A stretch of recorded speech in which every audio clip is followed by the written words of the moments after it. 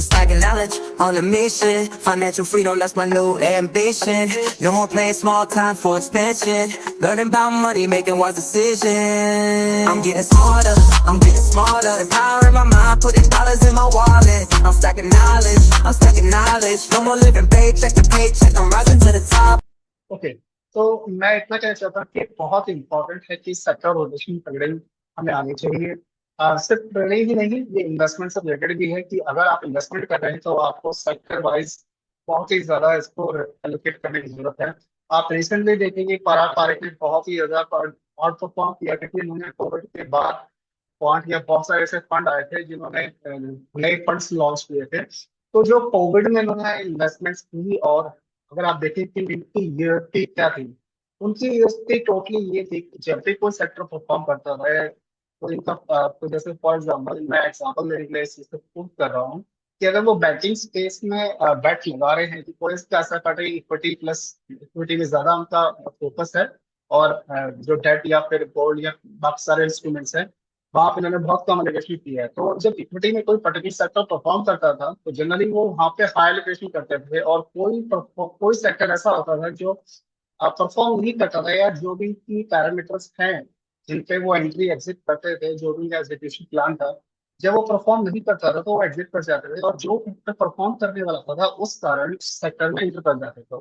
तो इस वजह से क्या हुआ कि जो कोविड के बाद, हम ये देखने का चार्ट को, कोविड के हमने देखा कि कोविड में पहले क्रैश आया और फिर कोविड के बाद मार्केट में काफी अच्छी रैली आई। तो इस रैली का बेनिफिट ना एग्जैक्टली उन्हें मिला कि उन्होंने उस रैली को पार्टिसिपेट किया, और 250% का जब निफ्टी ने करेक्शन के बाद रिकवरी दिखाया तो अल्टीमेटली जो उनके फंड्स थे वो बहुत ही ज्यादा आउट परफॉर्म किए। और फिर वही होता है कि जब कोई छोटा फंड साइज होता है और किसी नीचे करेक्शन के बाद एंटर करता है, लेकिन जब उसके बाद सैचुरेशन पीरियड आता है जहाँ पे, क्योंकि ये रिटर्न्स ये हर 5 साल में नहीं आते हैं, और 10 साल में भी एक बार आता है, वो भी कभी रेयरली। ठीक है। तो ये जो आउट परफॉर्मेंस हुई थी ये इसी वजह से हुई थी कि एक तो टाइमिंग, दूसरा का फंड साइज छोटा था, और लगातार जब वहाँ पे लोग पार्टिसिपेट करते थे तो बुल फ्रेंड्स को बेनिफिट मिला। इस वजह से उन्होंने पिछले 5 साल में इन सारे फंड हाउस ने आउट परफॉर्म किया है। लेकिन इसके बाद हमने क्या देखा, जैसे ही मार्केट में अपना इमीडिएट टॉप बनाएगा और उसके बाद निफ्टी ने जब हमारे सामने इतनी बड़ी करेक्शन दिखाई, तब उन इन्हीं फंड हाउसेस के लिए ये सबसे बड़ी प्रॉब्लम होगी कि हम एंटर कहाँ करेंगे। क्योंकि अल्टीमेटली अगर इक्विटी कोई फोकस फंड है जहाँ पर उनका मैक्सिमम एलोकेशन इक्विटी में है और मार्केट में बड़ी करेक्शन आ रही है, तो वो सेक्टर रोटेट भी नहीं कर सकते हैं। तो फिर उनकी डिफेंसिव स्ट्रेटजी ये थी कि उन्होंने जैसे जो लार्ज कैप है, फॉर एग्जाम्पल लार्ज कैप में एयरलाइंस है, एचडीएफसी है, बहुत सारे ऐसे फंड थे कि मिड कैप फंड है लेकिन उसमें एचडीएफसी बैंक ट्रेडर था। वो इसलिए ट्रेडर था क्योंकि वो जो फंड है उस पर ज्यादा ड्रॉडाउन आया, क्योंकि मिड कैप स्मॉल कैप हम जानते हैं कि मिड कैप स्मॉल कैप में ज्यादा फॉल आएगा। फॉर एग्जाम्पल अगर हमें देखें कि 70% निफ्टी में फॉल आया, तो अगर आप इसी को कैलकुलेट करेंगे तो आप ये देखेंगे कि जो हमारे सामने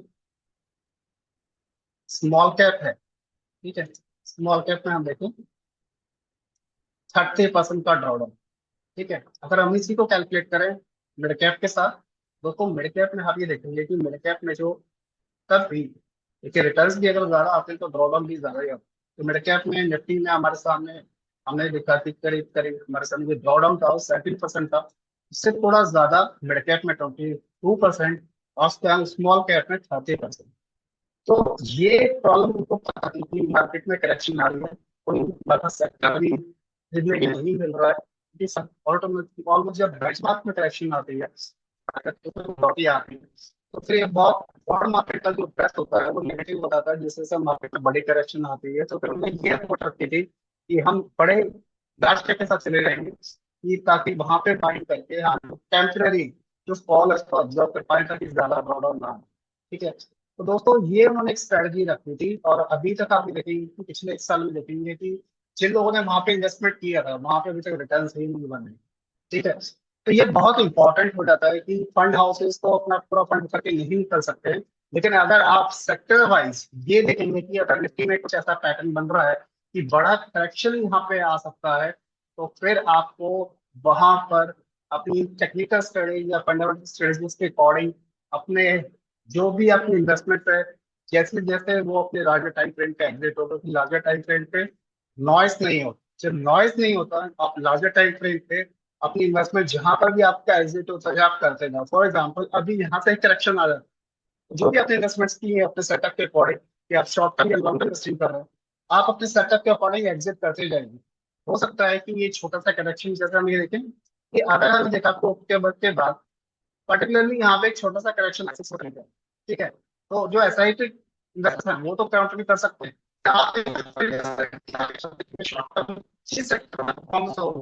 तो दोस्तों कभी भी ऐसी चीजों में आप बाइंग ना करें, आप वेट करें स्ट्रक्चर के बाइंग कन्वर्ट होने का।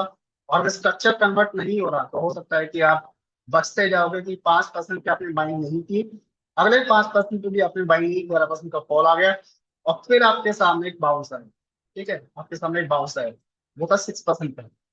ठीक है, तो यहाँ पर देखना बहुत जरूरी है कि आपके जो स्टडी है टेक्निकली वो किस सेक्टर में बुलिश दिखा रही है। तो कुछ ऐसे सेक्टर्स थे जिन्होंने यहाँ पर रिकवरी के बाद अपने ऑल टाइम हाई को भी टच किया, कुछ ऐसे सेक्टर्स थे। तो अगर बेंचमार्क आपको दिखा रहा है कि यहाँ पे ज्यादा एक अच्छा खासा रिकवरी आ रही है, तो आप उन सेक्टर्स को चूज कर सकते हो जहाँ पे काफी बड़ी रिकवरी, या फिर आप देखोगे स्ट्रक्चर बहुत अच्छा है टेक्निकली फंडामेंटली, तो वहां पर रिटर्न्स बने थे। लेकिन उसके बाद दोस्तों ने यही देखा कि निफ्टी में बाउंस के बाद, ठीक है, अगेन बेंचमार्क पे बाउंस के बाद हमने देखा कि अगेन 12% का फॉल आया, तो जो टोटल फॉल था वो 17% तक हो गया। तो ये जो बीच में आपको बाउंस मिला, अगर आप इस जोन को देखें, आपको इस जोन में एक बाउंस मिला, तो दोस्तों जरूर नहीं कि सारे सेक्टर्स में ही आपको बाउंस दिखाया होगा, कुछ सेक्टर्स थे जहां पे पॉजिटिव बाइंग की थी और आपने की, हो सकता है आपका सारा फंड यूज ना हुआ हो और सब कुछ फंड आपके पास बच गया हो। तो आप डिसिप्लिन से अगर आप फॉलो कर रहे थे, ठीक है, एग्जैक्टली मार्केट में क्या होने वाला है किसी को नहीं पता, लेकिन आप डिसिप्लिन अगर फॉलो कर रहे थे तो आप उन सेक्टर्स में वेट कर सकते थे कि जो आपका एलोकेशन है पोर्टफोलियो का, कि आप हर सेक्टर को कुछ परसेंट आप वेटेज दे रहे हो कि ये सेक्टर्स, जो आपका फोरकास्ट है कि जो फंडामेंटल्स कह रहे हैं कि इस करंट ईयर में ये सेक्टर परफॉर्म कर सकता है, क्योंकि बजट में एडिक्वेशन होता है, कंपनी की आप क्वार्टरली रिजल्ट देखेंगे, ईयरली रिजल्ट देखेंगे, या फिर आप उनके कॉल को सुनेंगे, या फिर उनकी आप जो भी वो कमेंट्री कर रहे हैं, क्या वो बैलेंस शीट जो कहते थे कर पा रहे हैं, और अगर नहीं कर पा रहे हैं तो वो क्या करेंगे। अगर ये सारी क्लैरिटी आप समझ पा रहे हैं, तभी आप उस सेक्टर में ज्यादा डिवोशन रखिए। और वही एलोकेशन आपके बाद एक फिल्टर आपका प्राइमरी रिसर्च हो जाएगा, और उसके बाद जो आपकी सेकेंडरी रिसर्च है उसको आप टेक्निकली और फंडामेंटली के थ्रू फिल्टर होने के बाद उसको यूज कर सकते हैं कि अगर ये बाउंस आ रहा है निफ्टी में तो कौन से ऐसा सेक्टर है जहां पे मुझे बाइंग करनी चाहिए। और हो सकता है कि आप फुल फंड ना डालें, और थोड़ा सा आपने फंड यूज किया और आपका ट्रिगर हो गया या आप एग्जिट हो गए, तो पूरा फंड भी यूज नहीं हुआ, तो ये बहुत अच्छा हो जाएगा कि आप कम से कम यहाँ पर अगर हम देखें जो टाइम करेक्शन थी, ठीक है, जो हमारे सामने सितंबर के स्टार्ट पे स्टार्ट हुई थी, तो यहाँ पे करीब करीब अगर हम बॉटल से भी कैलकुलेट करें तो आपके सामने 192 डेज मीन्स, आगे देखो कि करीब करीब आपके वो 6 महीने की करेक्शन। तो वो पेन नहीं है, आप देखोगे इस तरह की चीजें आप करोगे।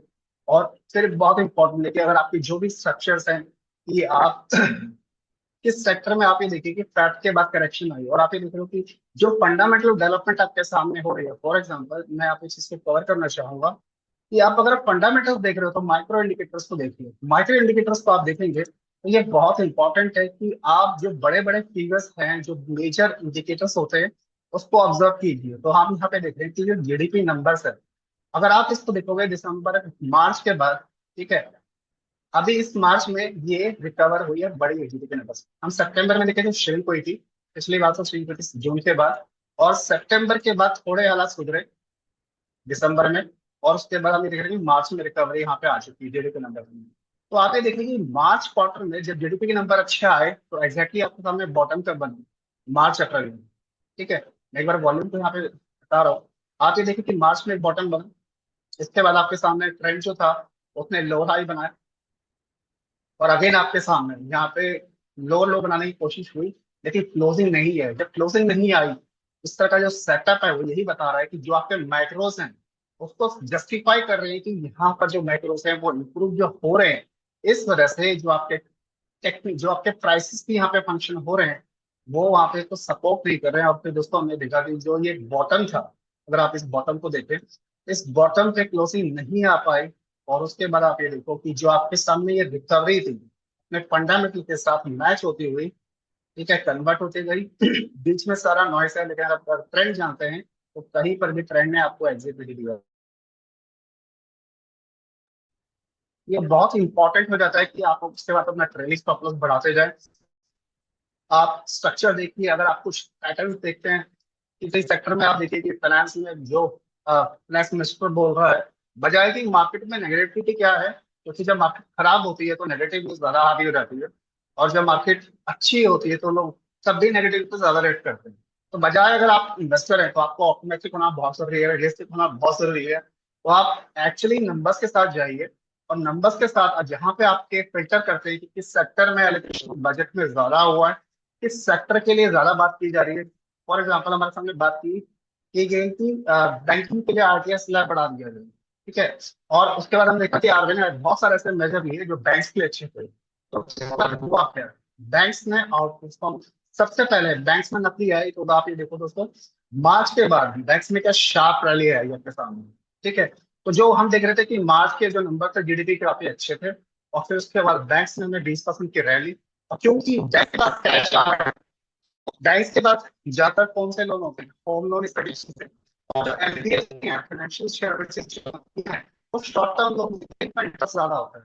तो फिर एक्सपेक्टेशन यही है कि अल्टीमेटली बैंक के पास पैसा आएगा, और बैंक प्रोवाइड करते हैं वो पैसा फाइनेंशियल कंपनियों को, और फाइनेंशियल कंपनियां क्योंकि ज्यादा हाई इंटरेस्ट पे लेंडिंग करती हैं, तो फिर लोगों को एक्सपेक्टेशन यही थी कि जो फाइनेंशियल है वहाँ पे ज्यादा रिटर्न आएगा एज कम्पेयर टू बैंक्स, ठीक है। तो इनिशियली यही ट्रिगर था, इस तरह से निफ्टी में रिकवरी आई, बैंक्स ने आउट परफॉर्म किया, फाइनेंशियल में परफॉर्म किया। फिर डिफेंस का जो सेक्टर था वहां पर भी आप देखेंगे तो वहां पर भी वही चीजें हो रही थी कि डिफेंस में काफी अच्छा परफॉर्म किया।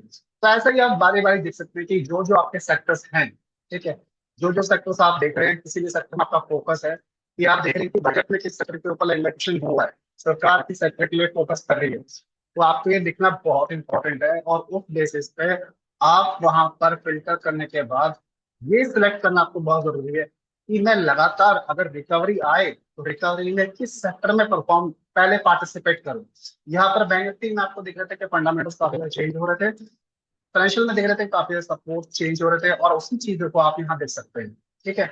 आप ये देखिए सितंबर में जो हमारे रिजर्व थे काफी अच्छे थे, ठीक है, वो स्लम्प होकर दिसंबर में नीचे आ गए, और फिर दिसंबर के बाद वो अभी दोबारा बढ़े, ठीक है। ऐसे ही हम देखेंगे रिसेंटली कि जो जीएसटी के नंबर्स हैं वो अभी बेटर आए पहले से, ठीक है। आप यहाँ पे देख सकते हैं कि ये देखिए लोग, ठीक है, आप जीडीपी के नंबर ये देख रहे हैं, फॉरेन आपको देख रहे हैं, और उसके बाद आप ये देखिए जीएसटी नंबर्स, ठीक है, मार्च में काफी अच्छे आए, और उसके बाद अप्रैल में रिकवरी होगी हमें, क्योंकि हर मंथ में डेटा आता है। तो आप ये देखिए 9.9 से जब अप्रैल में ये डेटा आया तो 12.6 तक पहुंच चुका था। ये दोस्तों ये दिखा रहा है जो कंपनी की हालत है एक्चुअली ग्राउंड रियलिटी, वो आपको कुछ ही बता देती है। और उसी चीज को हमने देखा कि पिछले 3 महीनों में जीएसटी की जो कलेक्शन थी वो बहुत शार्प राइज हुई। इस वजह से ये जो नंबर थे मई के आप देख रहे हैं, एक्वायरिंग सबसे ज्यादा बाई की, या जितने फंड हाउसेस थे सबसे ज्यादा बाई उन्होंने मई में की। दो चीजें थी, जो कलेक्शन थी काफी हाई थी, नंबर्स बहुत सारे ऐसे सेक्टर से जिनके अच्छे आ रहे थे। आप देखिए इंश्योरेंस में कलेक्शन हो रही थी, ठीक है। तो बहुत सारे सेक्टर ऐसे थे, टू व्हीलर सेल्स की समझ में सेल बढ़ रही थी, ठीक है। तो ऐसे बहुत सारे फैक्टर्स हैं, अगर आपके माइक्रो आपको सपोर्ट कर रहे हैं, माइक्रो इंडिकेटर्स अगर आपको सपोर्ट कर रहे हैं, ये बहुत इंपॉर्टेंट है।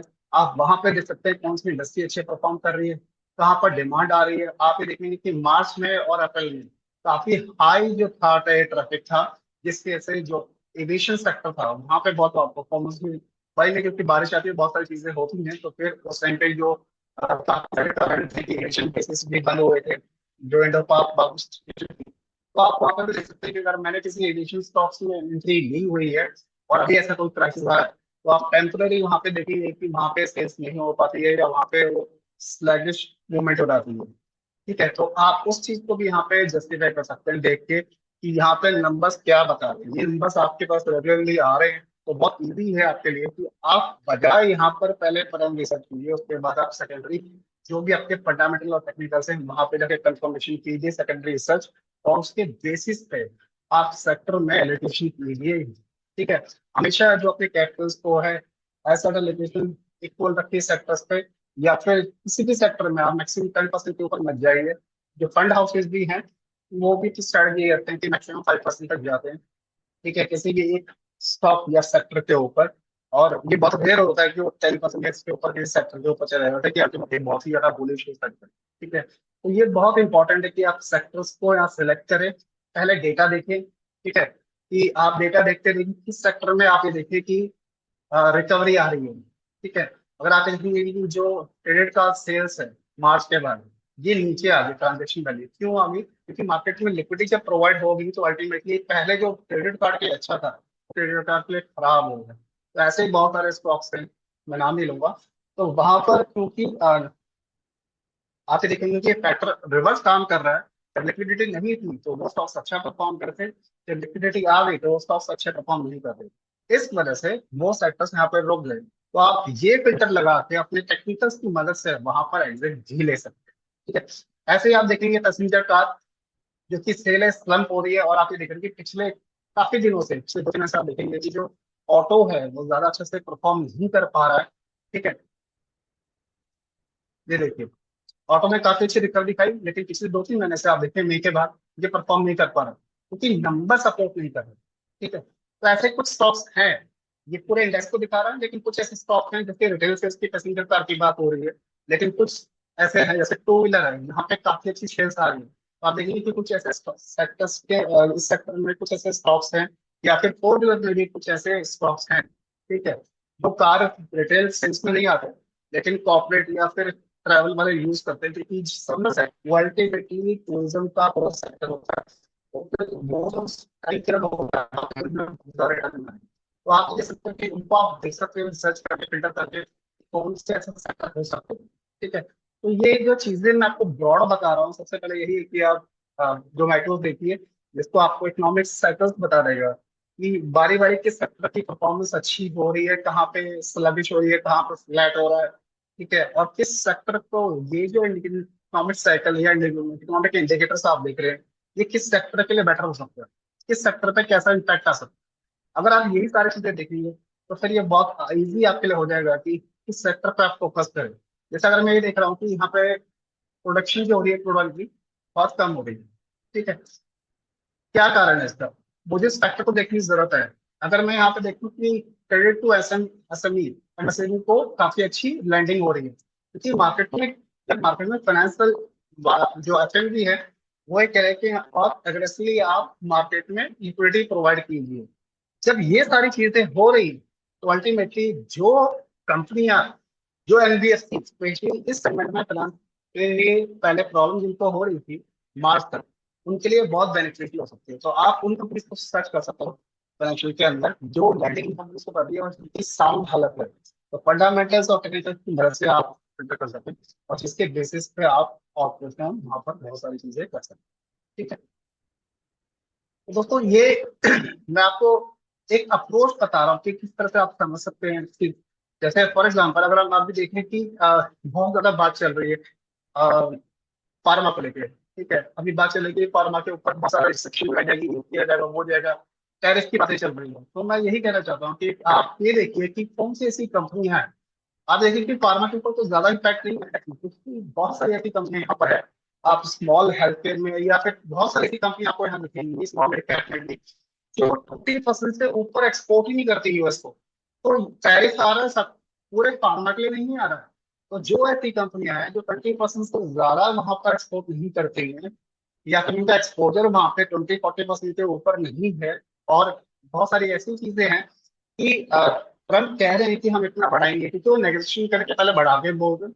तो नेगोशिएशन होगा कि बीच में कहीं सेटल होगा, लेकिन वो पहले बढ़ा के बोल रहे हैं। देखिए मेटल्स पे अगर वो लगाएंगे तो कहीं और से आ जाएगा या फिर वो कुछ करेंगे, लेकिन अल्टीमेटली दवाई बना मेटल्स से कहीं और से सोर्स आ सकता है कि चाइना को बोले कोई इंडिया कहीं से कुछ कर रहा है या कोई लंदन से कुछ हो रहा है, कुछ भी हो सकता है, एलएडी कर रहा है या चाइना हम जानते हैं कि सबसे बड़ा जो मेटल का हब है वो है, या फिर कहीं और से भी इनकी आपूर्ति हो सकती है।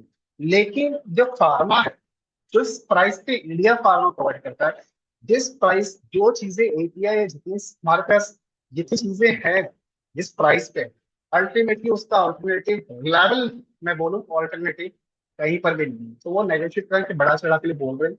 लेकिन आपके ध्यान ये देखें कि अल्टीमेटली कुछ रिएक्शन जो न्यूज की बेसिस पे या कमेंट्री पे आता है वो मार्केट में एक बार आता है, और फिर उसके बाद जो कुछ ऐसे ऐसे ज्यादा स्टॉक्स में, ठीक है, मैं अभी क्योंकि मैं अथॉराइज नहीं है सर्वे के थ्रू, तो हम नाम नहीं ले सकते, तो काफी सारे ऐसे आपने रिसेंटली कभी भी देखा होगा कि 10-20% की आप 2 दिन के अंदर स्टॉक्स भाग जा रहे हैं, ठीक है।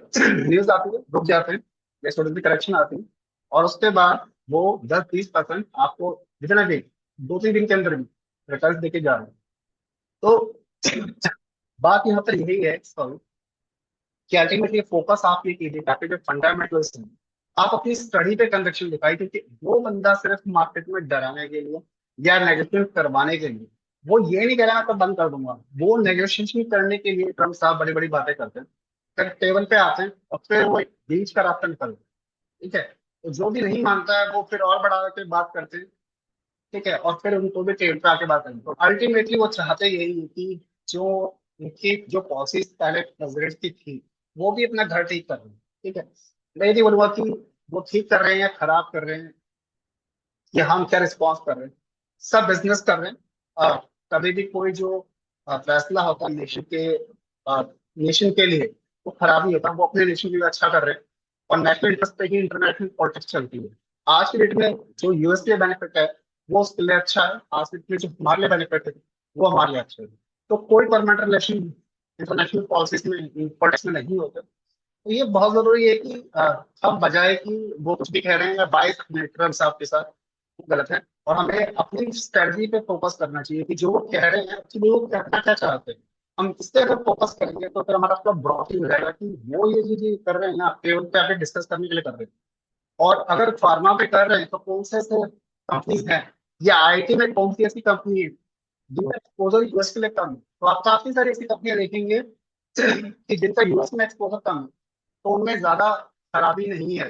लेकिन आईटी में क्योंकि हम ये जानते हैं कि आईटी में काफी ज्यादा हाई वैल्यूएशन हो रखे हैं, और इस टाइम पे जो ग्रोथ है वो नहीं आ रही है, वैल्यूएशन बहुत हाई है, और कंपनियां अच्छा परफॉर्म नहीं कर रही, तो अल्टीमेटली वहाँ पे बड़ा करेक्शन या फिर आपको नहीं आता है, और वही इस टाइम पे आईटी सेक्टर में होगा। लेकिन जो डिजिटल सेक्टर है आईटी के साथ ही सिमिलर, वहां पे काफी ज्यादा ग्लोबल एक्टिविटीज हो रही हैं, तो वो स्पेस ऐसा है जहाँ पे आप पॉकेट ढूंढ सकते हैं अपनी फंडामेंटल टेक्निकल रिसर्च करने के बाद, वहां पर अपॉर्चुनिटीज ढूंढ सकते हैं। तो कभी भी देखिए कि जो डेवलपमेंट हो रही है, आप कुछ शॉर्टलिस्ट कीजिए अपने सेक्टर, अपना फंड एलोकेट कीजिए, और अगर आपका फंड स्पेयर में है तो कोई सेक्टर आपका एग्जिट हो जाता है तो नया सेक्टर आपको बताता है कि यहाँ पे एंट्री हो सकते हैं, तो उस सेक्टर्स में आप मौके ढूंढ के इन्वेस्टमेंट कीजिए। हो सकता है कि आप फुल्ली ऑक्यूपाइड हो और कुछ सेक्टर्स को आप नहीं खरीद पाए, वो आपसे छूट गए, उनको छोड़ दीजिए, वो आपके कंट्रोल में भी नहीं है, ठीक है। तो जो भी आप शॉर्टलिस्ट करें अपने सेक्टर्स को, उसके बाद वहां पर आप अपनी जो मैक्रोस है या फिर उस सेक्टर के लिए, फॉर एग्जाम्पल टेलीकॉम की बात करते हैं तो वहां बहुत इंपॉर्टेंट है कि जो एपीयू है, ठीक है, एवरेज पर जो हमारा रेवेन्यू है हर बंदे पे, क्योंकि सबसे फैक्टर वहां पे यही है कि कितने सब्सक्राइबर हर मंथ में हर क्वार्टर में ऐड हो रहे हैं, ठीक है। तो ये जो फैक्टर है वहां पे, क्योंकि एयरटेल अच्छा कर रहा है, ठीक है, एयरटेल ज्यादा नहीं कर रहा है, जियो नहीं कर रहा है, तो Jio as compare to Vodafone Idea के हिसाब से तो अच्छा कर रहा है, लेकिन एयरटेल से काम कर रहा है। तो इस टाइम पे अगर आपको पैसा लगाना है टेलीकॉम में तो वो उस पे लगाना चाहिए था, क्योंकि अभी काफी अच्छी रैली दिखा चुका है भारत, ठीक है। अभी फर्दर क्या दिखाएगा वो अभी कुछ नहीं कह सकते, लेकिन हमने पहले कुछ इन्वेस्टमेंट किया तो आप करते जाएंगे, ठीक है। तो ये बहुत इंपॉर्टेंट चीज है कि आप उसके लिए मदद ले सकते हैं अपने फंडामेंटल रिसर्च का।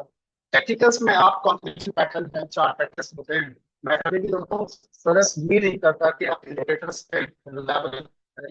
इंडिकेटर्स कभी भी आपको रिवर्स बाय मल्टीपल मार्केट होगी। मैं हमेशा ये कहता हूँ कि चार्ट पैटर्न्स पर आप फोकस कीजिए, जो भी आपके कॉन्ट्रिब्यूशन के चार्ट पैटर्न्स हैं या फिर रिवर्सल पैटर्न्स हैं चार्ट पैटर्न टेक्निकल एनालिसिस के अंदर, उनको आप देखिए, क्योंकि वो जो पैटर्न्स है, patterns are more powerful than oscillators. Patterns हमेशा पावरफुल होते हैं इंडिकेटर से ज्यादा, तो फोकस कीजिए पैटर्न के ऊपर बजाय कि आप इंडिकेटर्स पर फोकस करें। इनिशियली ये स्टार्टिंग में होता है कि आप मोर्जेस या फिर बहुत सारे जो ऑस्किलेटर्स हैं उनका सहारा लेते हैं कि मैं अटेंडेंस स्टडी पे लगाऊं।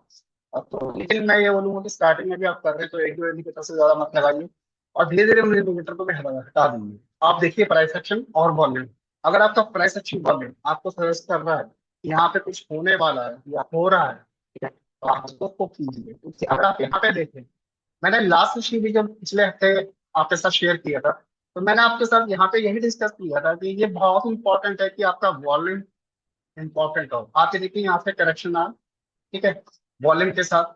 उसका देखिए ये जो जोन था, यहाँ पर कोई भी कैंडल वॉल्यूम बार जो है वो एवरेज के ऊपर नहीं है।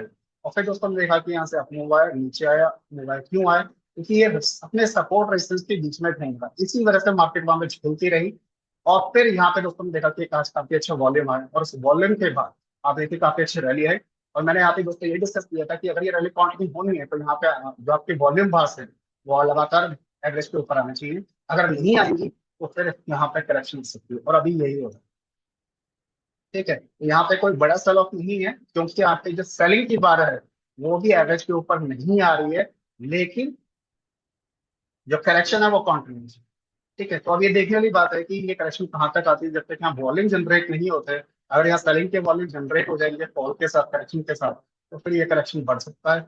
अगर यहाँ पर वॉल्यूम बाई की तरफ आते हैं तो हाई प्रोबेबिलिटी ये है कि यहाँ पे करेक्शन कंप्लीट हो गई है, और प्राइस ने अपने जो प्रीवियस रेजिस्टेंस था उसको रीटेस्ट किया है, और फिर प्राइस ऊपर चलेगी। तो ये नीचे जाएगा या ऊपर जाएगा, ये प्राइस एक्शन के साथ आपको वॉल्यूम को देखना पड़ेगा, क्योंकि मार्केट में क्या होने वाला है ये किसी को नहीं पता। लेकिन जब आपके सामने स्टडीज आपको बताए कि क्या हो रहा है, वो आपके लिए ज्यादा बेटर है।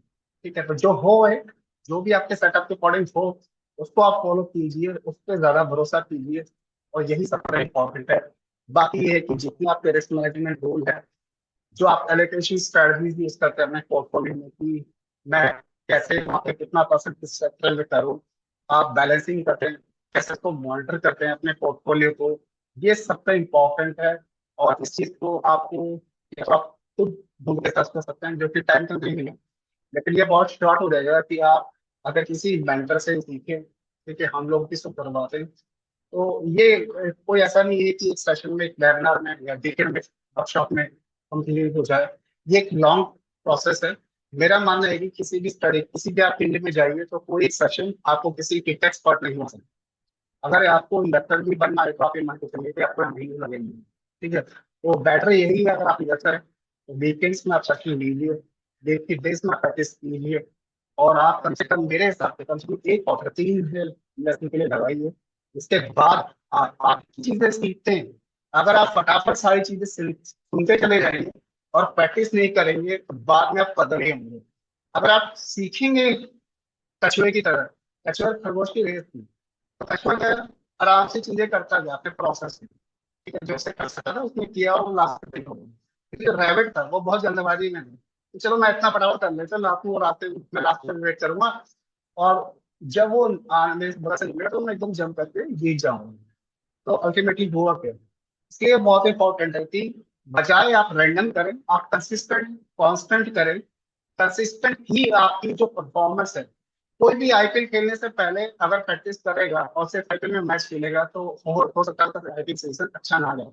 लेकिन जो साल भर प्रैक्टिस करना कि टीम में है नहीं है, या किसी डिस्ट्रिक्ट स्टेट की टीम से खेल रहा, या फिर कम्युनिटी टीम में है नहीं है, डोमेस्टिक प्लेयर है या इंटरनेशनल प्लेयर है, मैटर नहीं करता, वो अगर साल भर खेल रहा है तो वो हो सकता है कि आईपीएल में अच्छा परफॉर्म करे।